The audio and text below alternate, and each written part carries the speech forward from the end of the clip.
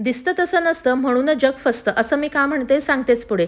तर आज सकाळी सकाळी आमचा लव कचरा काढत होता, थोडीशी मम्माला मदत, पण ही मदत नव्हती, तर आज त्याची आत्तू म्हणजेच नम्रता आत्तू घरी येणार होती.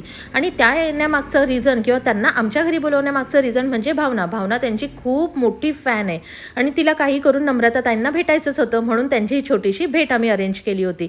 नंतर जेवणासाठी आम्ही ना मस्तपैकी गरमागरम पावभाजी केली होती. पावभाजी नम्रता ताई, मुलांनी, आम्ही सगळ्यांनी मस्त हसत खेळत गप्पा मारत आज एन्जॉय केलं. भावनाला खूप मजा वाटत होती. त्यानंतर मग नम्रता ताई मुलांना इथेच ठेवलं आणि त्या गेल्या. मुलांना थोडंसं खेळायचं होतं.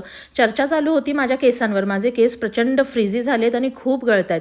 मग भावनाने ठरवलं की मॅडम मी आज तुमच्यासाठी मस्तपैकी तेल बनवते. मला खूप छान अनुभव आला, तुम्हाला सुद्धा छान अनुभव येईल. हेअर ग्रोथसाठी खूप छान आणि हेअरफॉलसाठी सुद्धा हे उत्तम असं तेल तिने मला बनवून दिलं आहे. आता याचा तर मी अनुभव घेते आणि तुम्हाला सुद्धा रेसिपी मी नक्कीच सांगेल. संध्याकाळच्या वेळेला ना नम्रताताईंनी हे जेट स्प्रेचं मशीन आणलं होतं. तुम्ही त्यांच्या प्रमोशनमध्ये बघितलंच असेल. ते इतकं सुंदर मशीन आहे.